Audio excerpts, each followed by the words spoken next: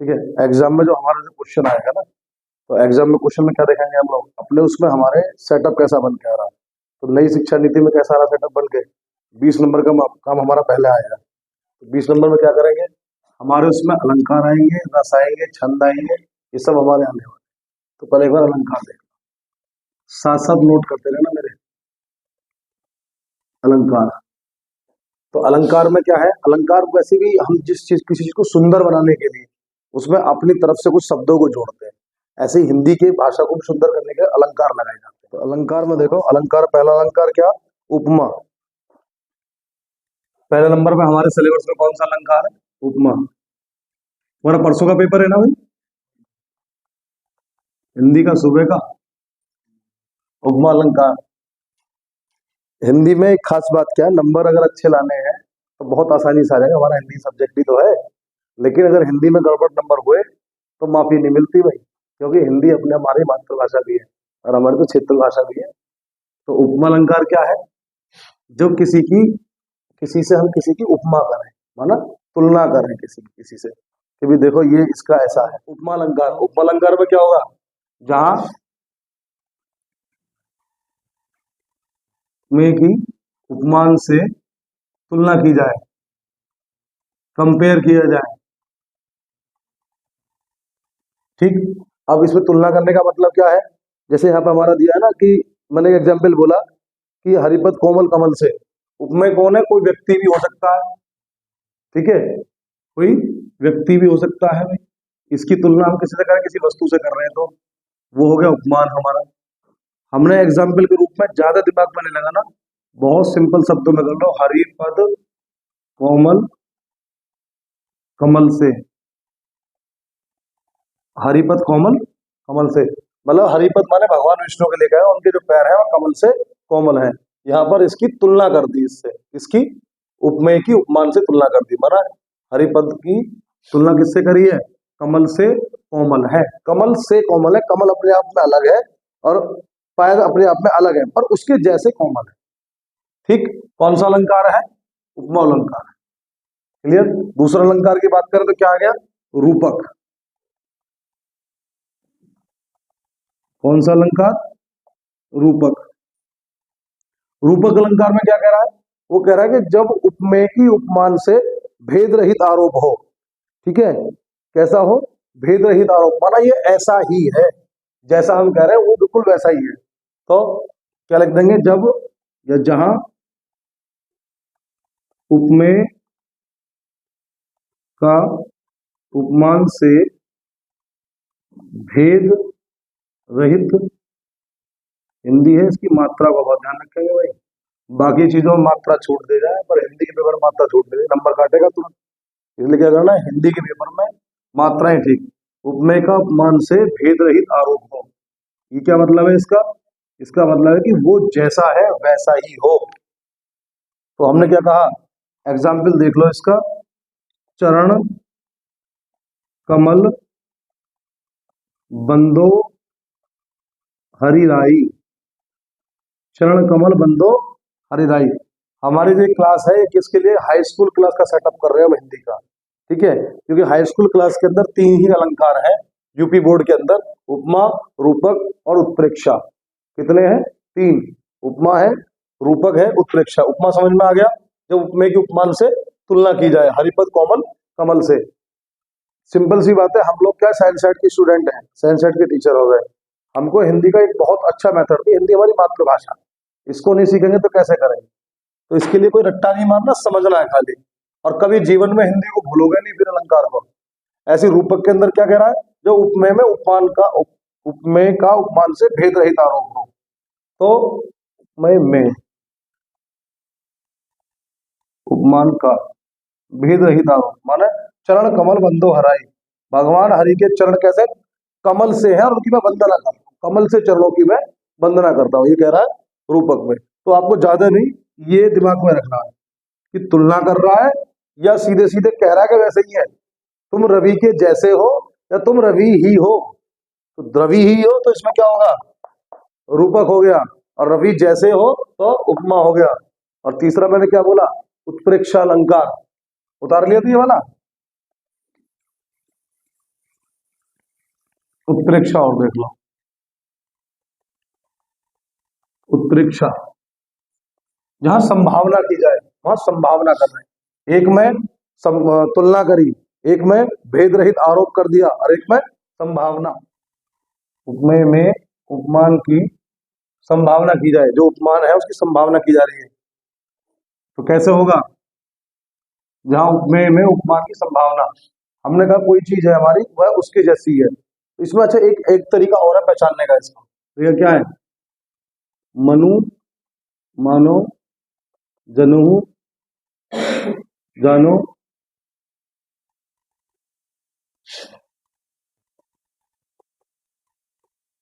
आदि शब्द आते हैं, ये शब्द भी ध्यान रखना, ये भी आते हैं इसमें, आदि शब्द आते हैं। ठीक है, जहां उपमेय में उपमान सम्मान, देखो जैसे सोहत ओढ़े कीट पत श्याम सलोने गात मनहु नील मणि सैल पर आतप पर्यो प्रभात। देखो भाई सिंपल सी बात आ गई इसमें, मनहु तो सोहत ओढ़े पीठ पर श्याम सलोने गात मनहु नीलमणि सैल पर, मणि जैसा नीले मणि जैसा सैल मणि पत्थर पर, आतप पर्यो प्रभात जैसे उस पर रोशनी पड़ी हो, ऐसे भगवान श्याम शंकर और श्याम जो है श्री कृष्ण जो है सोहत ओढ़े पीठ पर पीले पीतांबर पहन के, पीले वस्त्र पहनकर ऐसे लग रहे हैं, जो श्याम सलोने जो है जैसे नीलमणि सैल पर प्रकाश गिरा हो एकदम, जैसे वो चमकता है। तो क्या कर रहे हैं? संभावना कर रहे हैं कि ऐसे कर रहे जैसे उससे प्रकाश गिरा हो उस पर। तो लेकिन शब्द क्या आ गया साथ में? मनहु। इस वर्ड को देखकर हमने क्या कहा? ये उत्प्रेक्षा। ठीक है, तीनों में लगभग लगभग समानता से, पर डिफरेंस करना बहुत आसान है। तो क्या अंतर है? एक में उपमेय की उपमान से तुलना की जाए, एक में उपमेय में उपमान का भेद रहित आरोप हो, चरण कमल बंदो हरे भाई रूपक अलंकार, और एक क्या कह रहा है? उत्प्रेक्षा, जिसमें उसकी संभावना की जाए। ठीक है, ये हमारे कौन से हो जाएंगे? ये हमारे तीनों अलंकार, और ये तीनों ही हमारे सिलेबस में हो गया।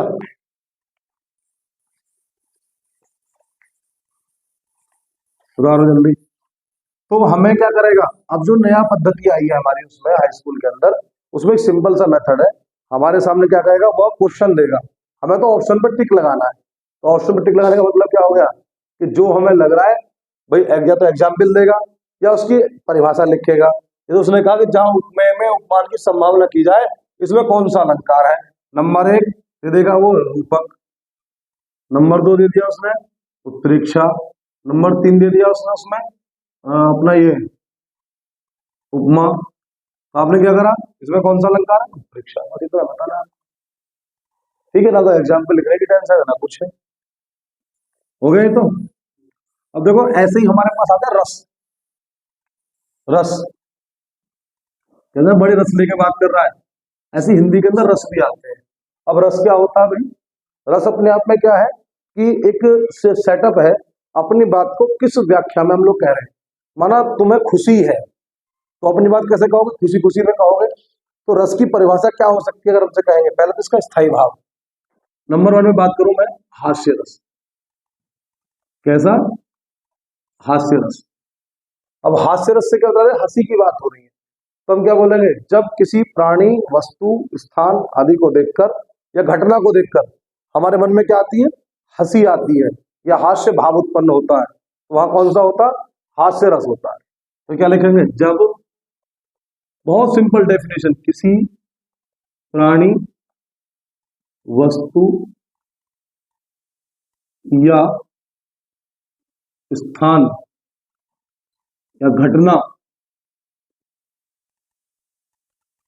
स्थान की हालत ऐसी हो रही हो या घटना को देखकर मन में हास्य भाव पैदा होते हैं।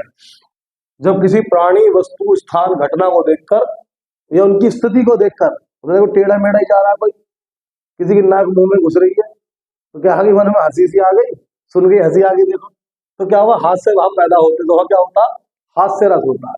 अब इसका उदाहरण, तो भाई उदाहरण तो बहुत सारे हैं, लेकिन हमें जो आसानी से याद हो जाए, अगर हमसे पूछे उदाहरण लिखना है, अब इंटर के बच्चे हैं, उसमें क्या करेंगे, उनको एग्जाम्पल लिखना पड़ेगा, सीबीएसई में हो सकता है एग्जाम्पल लिखना पड़े, लेकिन क्या है यूपी बोर्ड में क्या टिक लगाना है, तो टिक लगाना तो लिखा हुआ आएगा, तो मन में पढ़ लेना उस बात को ढंग से कि वह उसमें क्या है, कि हास्य भाव पैदा हो रहे हैं, या रोने के भाव पैदा हो रहे हैं, या वीरता के भाव पैदा हो रहे हैं, जैसे हो रहे हैं तो हास्य भाव, जैसे मैं एक एग्जाम्पल लिख लेता हूं, हास ही को दंगा भयो नंगा के विवाह में, हास ही को दंगा भयो नंगा के विवाह में, भगवान शंकर की बारात के बारे में कहा गया कि हासी को दंगा, अब हासी की बात पहले से हो रही है, नंगा के नंगे भंगे से आ गए, बांधो अपने रक्षाला सी, और भूत भूत से बन के कबर लपट के आ गए, सब दांत दिखा रहे, कोई रो रो भाग रहे, तो हंस रहे हैं सब लोग, तो हास्य का भाव पैदा हो गया। दूसरा कह सकते हैं भाई, एक एग्जाम्पल मैं अपने पास देता हूं, मूली में मोहन बसे गाजर बसे गणेश, अब कृष्ण करेला में बसे रक्षा करे महेश, यह कौन सा है। अच्छा एक चीज इसमें रह गई, इसमें स्थायी भाव, वो स्थायी भाव भी पूछ सकता है कि स्थायी भाव क्या है, तो स्थायी भाव है इसका हास, क्या है स्थायी भाव इसका, हास। तो हास्य रस जब किसी प्राणी वस्तु स्थान घटना को देखकर मन में हास्य भाव पैदा हो, तो वह क्या हो गया, हास्य रस होता है, वहां पर एग्जाम्पल हो गए और स्थायी भाव हो गया। ठीक है, समझ में आ गई बात, ध्यान में, तो भूलोगे तो नहीं। ऐसे ही अगर माना हुआ है किसी चीज को देखकर मन में, अब उल्टा है, हंसी नहीं आ रही, करुण रस, करुणा भरे भाव हो गए, मन में हास्य भाव नहीं, मन में शोक का भाव, शोक क्या मतलब, दुख का भाव पैदा होते हैं, दुख के भाव पैदा होता है, तो क्या होता है, वह करुण रस होता है। एग्जाम्पल देखें इसके, ये लिख लिया ना आपने, चलो तो पहले इसका स्थायी भाव ही लिख देते, क्योंकि स्थायी भाव अलग से पूछ लेता कभी कभी, तो करुण रस होता है वहां पर, इसका स्थायी भाव क्या है, मतलब ट्रेंड वाक्य क्या है इसका, स्थायी भाव क्या होगा इसका, शोक, एक शब्द में कहे स्थायी भाव क्या है इसका, शोक, करुण रस का। ठीक है, तो इसका उदाहरण देख लो, इसके उदाहरण भी कही है भाई, जैसे मैंने एक एग्जाम्पल है बहुत छोटा सा, कि ब्रज, जो भी आपकी किताब में दिखाई दिया, ब्रज के बिरही लोग दुखारे, क्या है, बिनु गोपाल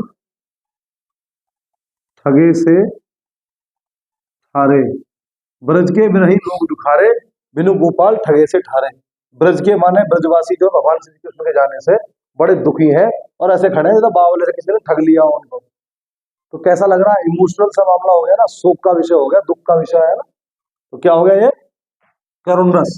समझ में आ गई बात।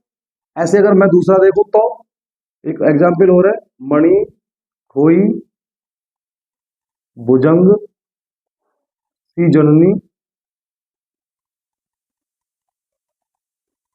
फंसा पटक रही थी शीश, क्या कह रही है, अंधी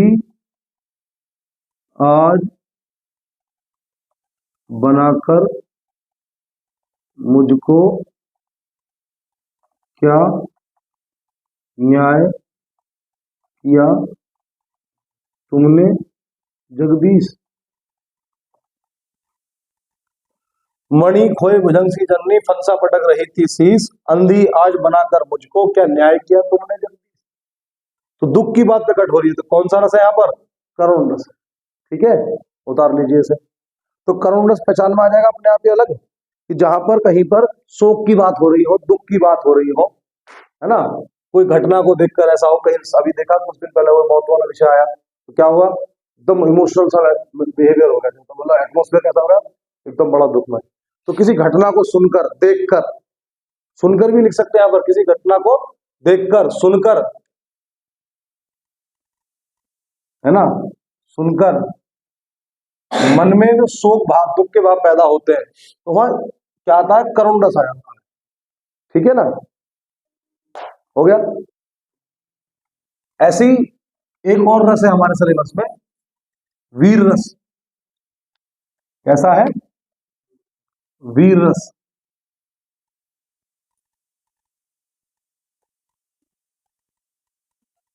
देशभक्ति की फिल्म देख रहे हो,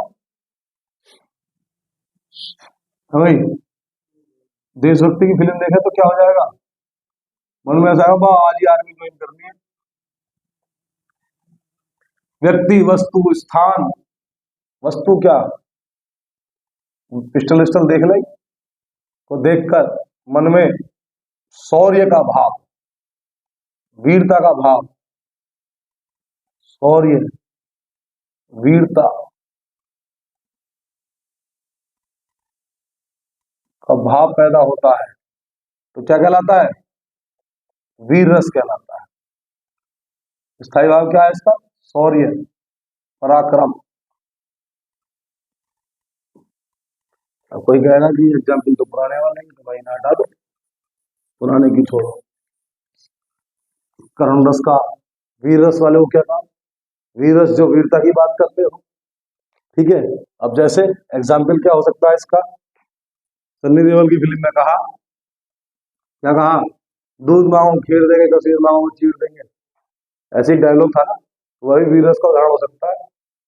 ठीक है, लेकिन अभिमन्यु खड़े हैं युद्ध के मैदान में, और क्या कह रहे हैं अपने ताऊ से, ताऊ माने युधिष्ठिर से, कि मैं सत्य कहता हूं सके। क्या कह रहे हैं, मैं सत्य कहता हूं सके,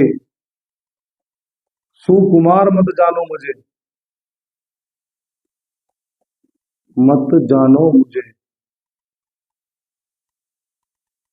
यमराज से भी युद्ध में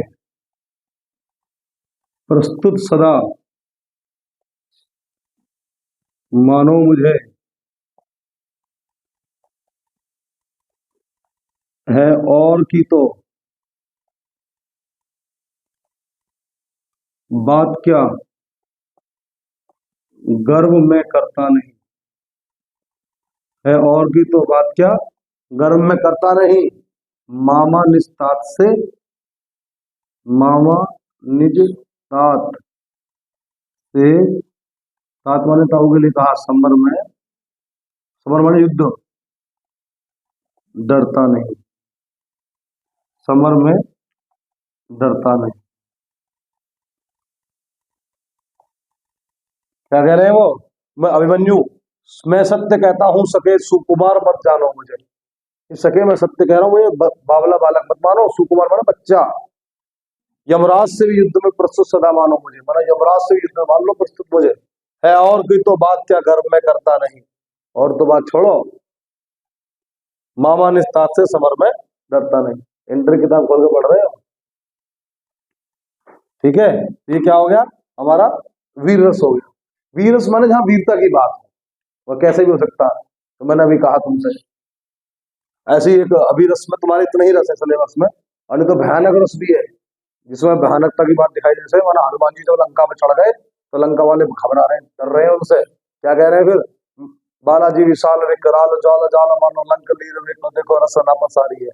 रसना माने जीव को कह रहे हैं कि लंका को सटकने के लिए जीव निकाल दिए तो, और भागे जा तू धानी या कुलानी का है, आंगन प्रजा रहे हो अब नगर प्रजा रहे हो, इंटर के अंदर आए, मतलब ये तुम्हारे सिलेबस का नहीं है, तो भयानक रस हो गया। ऐसी संधे अलंकार भी आया है, लेकिन तुम्हारे तीन ही अलंकार है, तो अपने पेपर को बड़ा मस्त, बहुत इजीली, बिना टेंशन के, हिंदी का पेपर है, डिक्टेशन बन जाएगी, अच्छे नंबर परसेंटेज आएगी अपने आप ही, क्यों, हम अच्छी तरह पढ़ के जाएंगे तो हमारे क्या हो गए, अलंकार हो गए, हमारे रस हो गए। अब क्या करें इसमें, इसमें छंद और देख लो,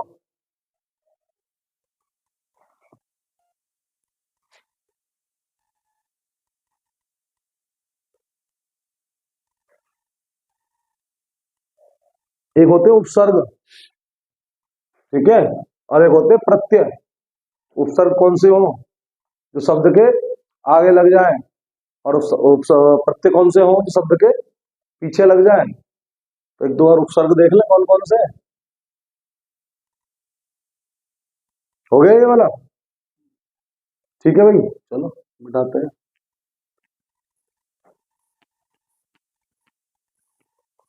तो उपसर्ग और प्रत्यय में भी अच्छे नंबर आए हमारे, तो एक टॉपिक ये वाला भी तैयार कर लो अपना।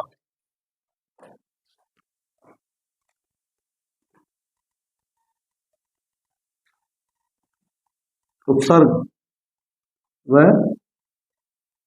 प्रत्यय। उपसर्ग कौन से हैं, जो शब्द के आगे लगते हैं। हम लिख सकते हैं उपसर्ग ऐसे शब्द जो किसी शब्द के आगे आकर या लगकर उसका अर्थ बदल देते हैं।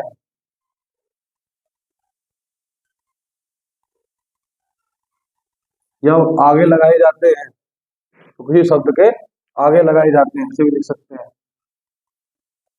आगे लगते हैं।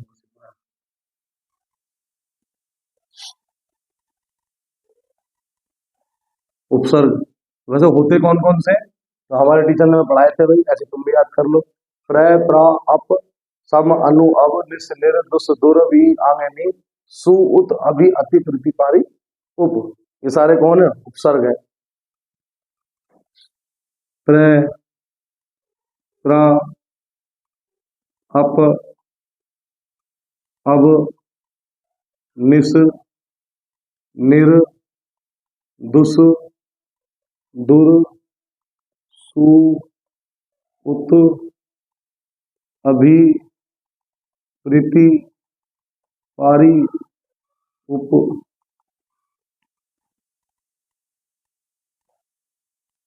अनु अव रह गया, वह प्रा अप सम अनु अव निस निर, अनु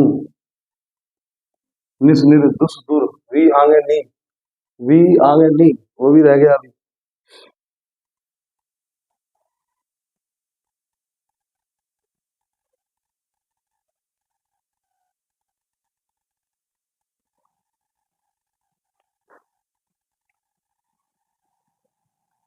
वी नी सु उत अभि प्रीति पारी को।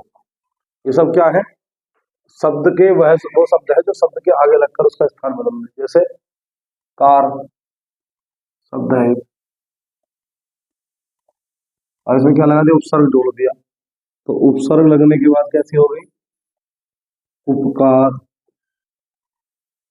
ठीक है। शब्द है मान, विमान शब्द है, इसमें उपसर्ग लगा दिया। उपसर्ग लगने के बाद क्या शब्द हो गया, उपसर्ग लगा दिया हमने इसमें, उपमान, उप लगा दिया तो उपमान, क्या हो गया, उपमान।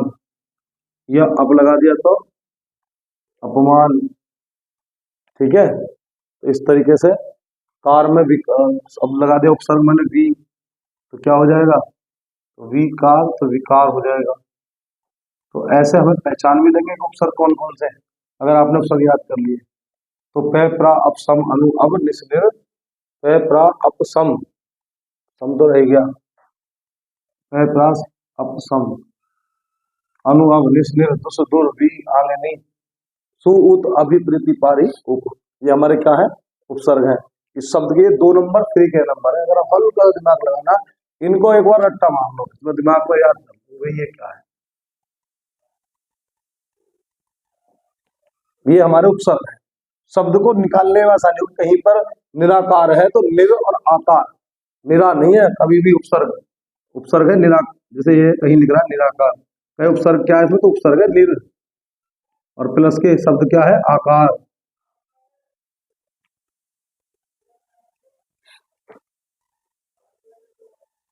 निर्जमा आकार, ठीक है, तो निर इसमें उपसर्ग है। कैसे, वैसे प्रत्यय, प्रत्यय क्या हो, शब्द के पीछे लगेंगे, ये उतार लो।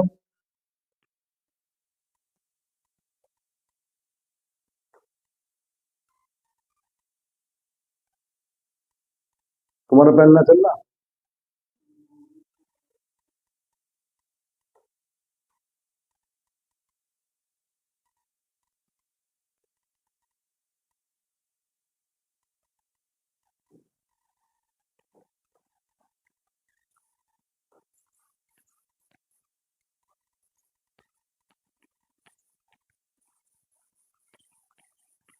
क्या होगा, शब्द के पीछे लगते हैं प्रत्यय। ठीक है, जैसे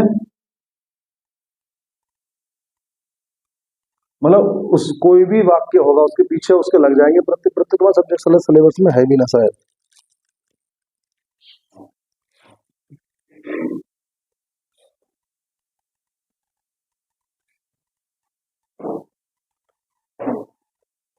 प्रत्यय होने तो चाहिए।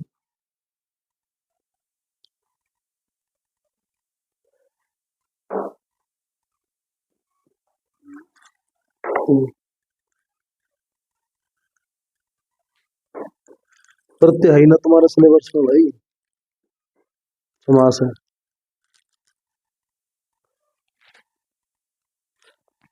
इसमें छंद और कर लो।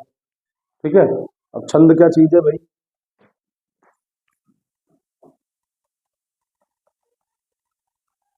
छंद, छंद क्या है? दोहा, सोरठा, रोला। अब तुम्हारे सिलेबस में कौन कौन से, चेक करने का विषय है। हाई स्कूल के सिलेबस में दोहा, सोरठा और रोला आ रहा है। दोहा क्या चीज है भाई? अच्छा, ये सीधी बात है, ये मात्रिक संध है। मात्रिक माने जिनकी मात्राओं के आधार पर हम लोग पता लगाते हैं कि क्या है। ठीक है ना, मात्रिक छंद है। दोहा में क्या है, इनकी चार चार चरण है और चार चार चरण में दोहे में पहले और उसमें चौथे वाले में 13 13 मात्राएं हैं। पहले लिख दो दोहा। दोहा क्या है? यह है एक मात्रिक छंद है। मात्रिक छंद है जिससे मात्राओं से पता लगती है, जिसमें जिसके प्रथम व चतुर्थ माने लास्ट में चरण में कितनी, 13 13 मात्राएं, तथा दूसरे व तीसरे चरण में 11 11 मात्राएं आती है। क्या कहलाता है? दोहा छंद कहलाता है। ठीक है, मात्रिक छंद है जिसके प्रथम,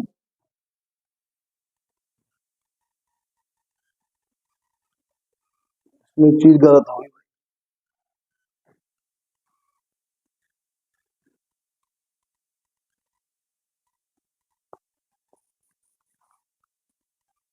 दोबारा देखो। ये हो गया तो आज आराम से हो जाएगा। दोहा, दोहा में क्या है? यह एक मात्रिक छंद है जिसके प्रथम माने पहले और तीसरे, देखो ये एक पहला कॉमा लगा, फिर ये दूसरा, और फिर ये तीसरा और कॉमा लगा ये चौथा। इस टाइप से रचना होती है। तो पहले और तीसरे में कितनी, 13 13 मात्राएं। मार्कर तो दिख रहा है, कोई फीका तो ना है? दूसरे व चतुर्थ चौथे में 11 11 मात्राएं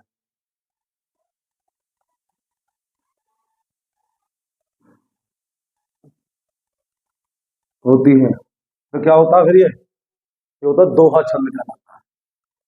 मैंने क्या कहा, मात्रिक छंद है। मात्रिक माने जिसमें मात्राएं आती हो, 13 13 मात्राएं प्रथम में और 11 11 मात्राएं दूसरे में चतुर्थ में।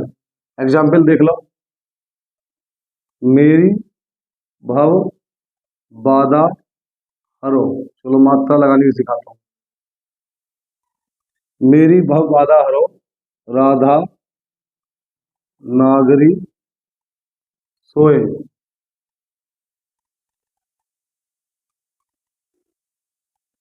जा तन की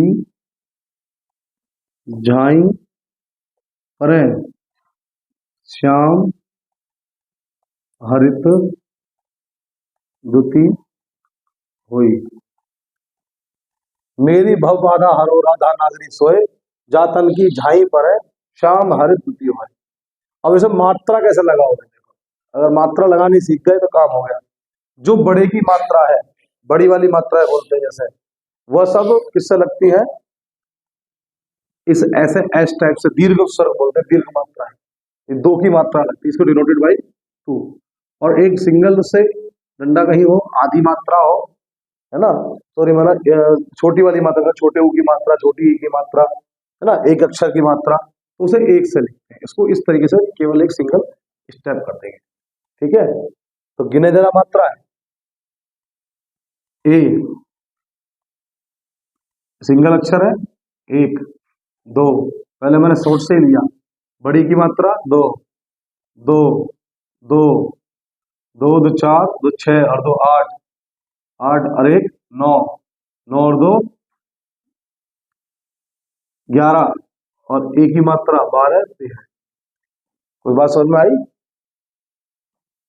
एक ही मात्रा है, बड़ी है, तो क्या हो जाएगी? दो से छोटी ई की मात्रा होती, माना यहां से ऐसे होती तो ये एक से होती, लेकिन बड़ी ई की मात्रा है तो इसलिए दो से। ठीक है, ऐसी सिंगल अक्षर है, मैंने कहा एक से लगेगी, सिंगल अक्षर एक से लग गई। दो अक्षर आ का डंडा लग रहा है, डबल से लगेगा। धा, आ का डंडा लग रहा है, दो से लगेगी। है, एक से लगेगी। औ, औ की मात्रा लगे हराऊ, तो दो से लग गई। कितनी हो गई? दो दो चार, पांच छह सात आठ नौ 10 11 12 13। तो हमने क्या कहा था? पहले वाले में 13 मात्राएं, ये तो कहा था। क्यों भाई? दूसरे में कितनी होनी चाहिए? 11। चेक करें, चलो। दो, दो चार, दो छह, सात, आठ, नौ 10, और ई छोटी की मात्रा सोई, सोई बीच लग जाती तो बड़ी की हो जाती। या फिर ये इस तरीके से भी हो सकता है, ये ऐसे भी सो, इसलिए यहाँ पे एक सिंगल मात्रा। तो कितने? दो, दो चार, दो छह, एक सात, एक आठ, आठ और 10 और 11। जब एग्जाम पेपर में करोगे तो ध्यान से लिखना, 11 ही मात्रा होनी है तभी ठीक है। तुमने गलती कर दी, अगर कहीं गड़बड़ कर दी मात्रा में, आपने आगे की जगह पीछे लगा दी, छोटी की जगह बड़ी लगा दी, तो गड़बड़ हो जाएगी। तो कितनी हो गई? 11 हो गई, नहीं हो गई? इसको देखो, दो, तीन, चार, पाँच, छह, सात, आठ, नौ, 10, ये झाई बड़ी की मात्रा यहाँ पर दो ही लगेगी, और यहाँ पर दो लगेगी। देखो, दो, तीन, चार, पाँच, छह, सात, आठ, नौ, 10, 11, 12, 13। इसलिए देखो, ई और ई का अंतर हो गया, नहीं हो गया? छोटी की मात्रा यहाँ हमने बड़ी कर दी तो गड़बड़ हो जाती, इसलिए छोटी जहां है वहां एक, और जहां बड़ी है वहां पर दो। तो ये 13 सेट करनी है, इसका मतलब हमारे हिंदी का शुद्धिकरण भी हो जाएगा लिखने का साथ में। और ये आधा अक्षर, इसकी कोई मात्रा नहीं होती, आधे की मात्रा नहीं होगी। दो, तीन, चार, छोटी की मात्रा एक आएगी, दो और एक तीन, एक चार, पाँच, छह, छह, सात, आठ, नौ, 10, 11। ये भी ये वाली ई है। पता लग गया ना कौन सी वाली ई है? क्योंकि कितनी होनी चाहिए? 11। ये मात्रिक छंद है, मात्रिक छंद में जरा सी भी गलती नहीं करेंगे, बहुत आसानी से, कठिन भी ना है। छोटे ऊ की मात्रा है, छोटी ई की मात्रा है, सिंगल अक्षर है तो एक डंडा लगाएंगे। ए की मात्रा है, ओ की मात्रा है, बड़े ओ की, ओ की छोटे ओ भी और बड़े ओ तो एक ही बात है। ओ, औ, ओ, वही बड़ी मात्रा बोली जाए, ऊपर को चलते हैं, इसलिए दो उसमें अक्षर में आ जाएगी। ठीक है, आधे अक्षर की मात्रा नहीं होगी। तो ध्यान में आ गया? पहले दूसरे में 13 13, दूसरे और चौथे में 11 11, दोहा हो गया। अब इसी का भैया है उल्टा, क्या? सोरठा। उतारो इससे पहले।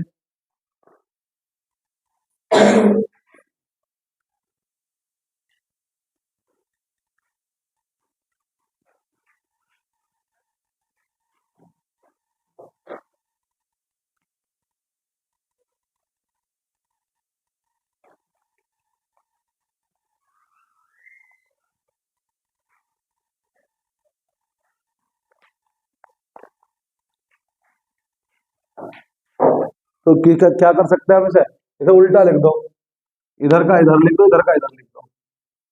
माना सोरठा अगर तुम्हें याद ना हो,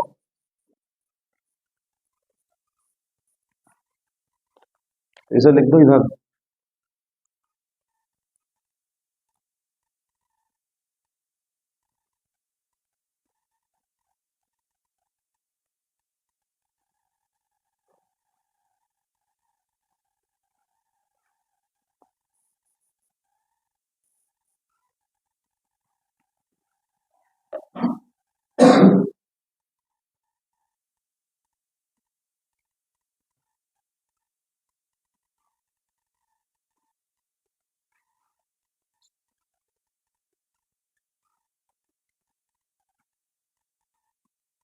यहाँ लिख दो सोरठा।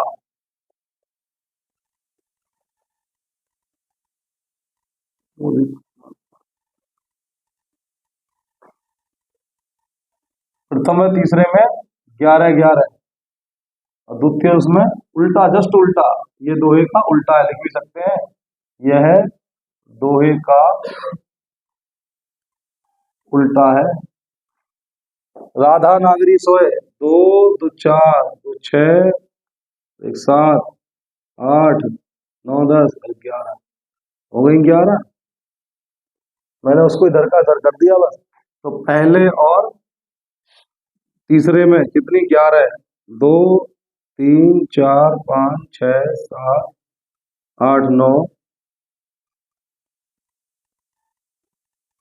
श्याम हरित द्युति होए, 2 और 1 3 4 5 6 7 8 9 10 11, छोटी की मात्रा है ना, तो 11।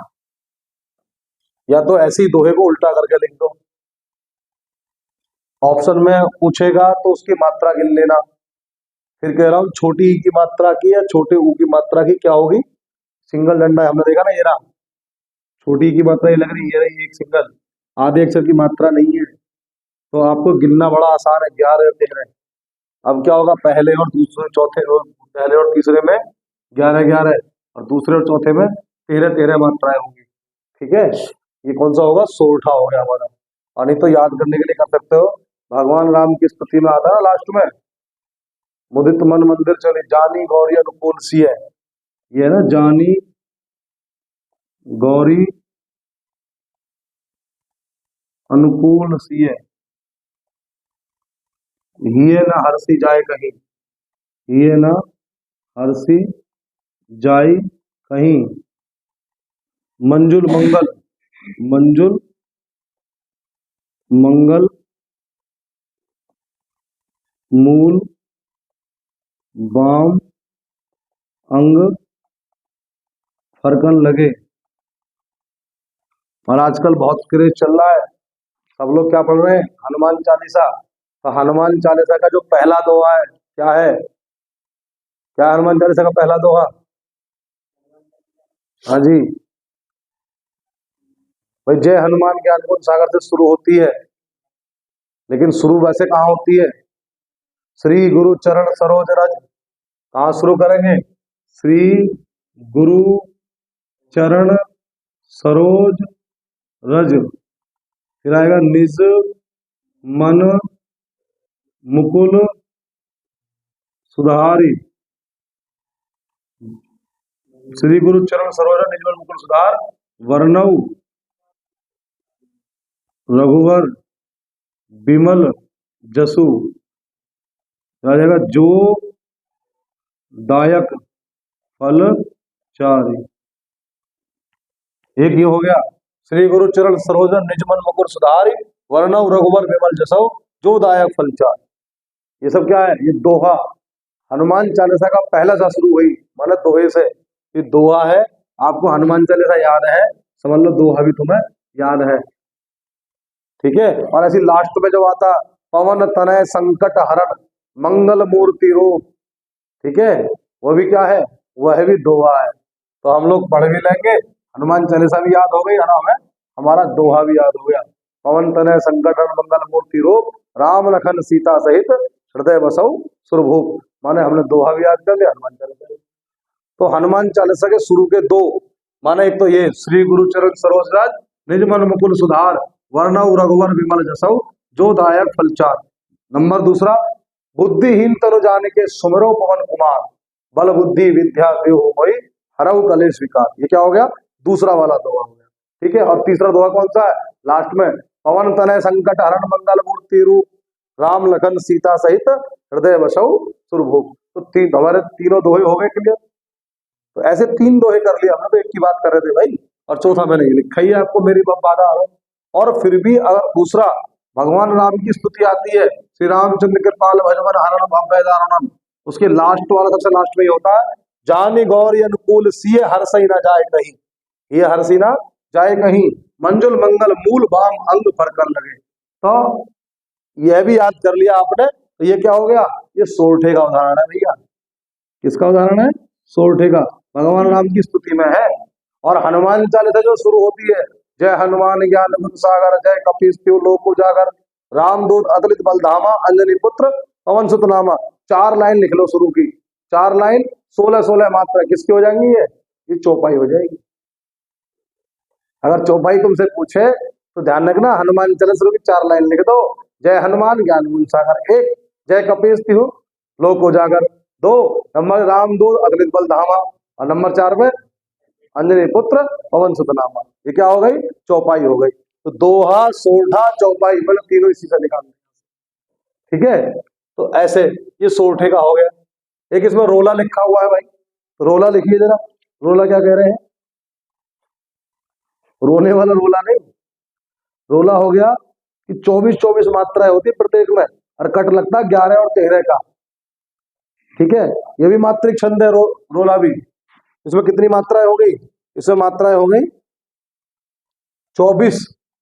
यह भी एक मात्रिक छंद है। इसे हटा दो ना, अब मोबाइल वाले स्क्रीनशॉट ले लो, और आप लोगों ने लिख ही लिया। तो हिंदी हमारी मातृभाषा तो है ही है, हम रोज इसको पढ़ भी रहे हैं, इसलिए हमारा आसानी से हो जाए, कोई दिक्कत ना आएगी इसमें। तो ये मात्रिक छंद है, और इसमें क्या है, 24 मात्रा में जरूरी नहीं है वैसे, लेकिन फिर भी सिलेबस में है तो कर देते हैं। प्रत्येक में 24 मात्राएं होती है। धैर्य रखो थोड़ा सा। 11 व 13 मात्राएं यति होती, मानो वहां पे कॉमा लगता है, 11 और उसमें 13 से।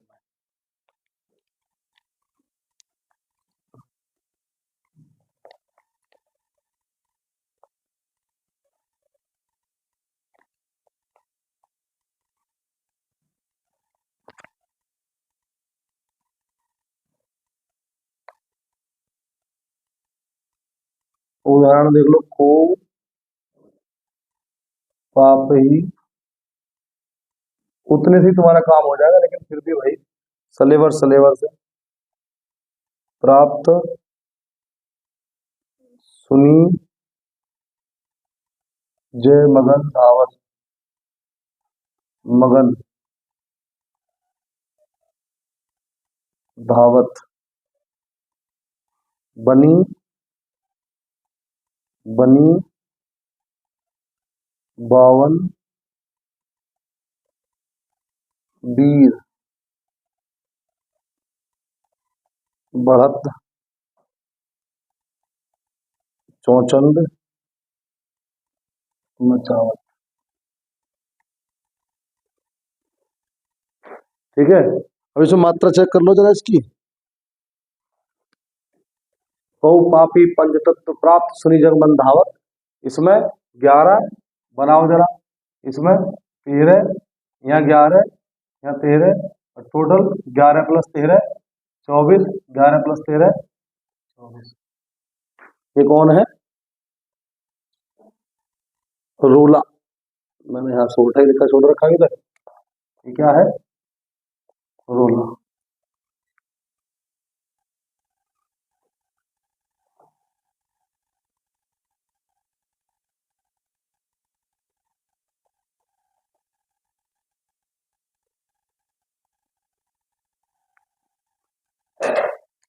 4 चरण होते हैं, हमें 2 चरण छोड़ दिए, 4 और कर लो भाई।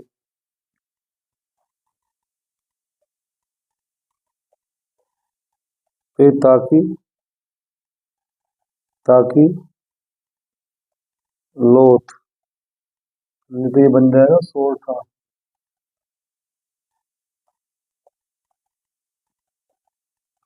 अगर 2 ही चरण में छोड़ दे तो क्या बन जाएगा? सोठा बन जाएगा ना। 9 2 11 होत 3 5 ही विश्राम। ये इस तरीके से इसको हम कर लेंगे। ये हो गया भाई। तो आप इसकी प्रैक्टिस कर लो भाई। इसमें मैंने बताया तो मैं रस, इसमें बताया छंद, अलंकार, उपसर्ग, प्रत्यय। ठीक है, तो इसकी प्रैक्टिस करो।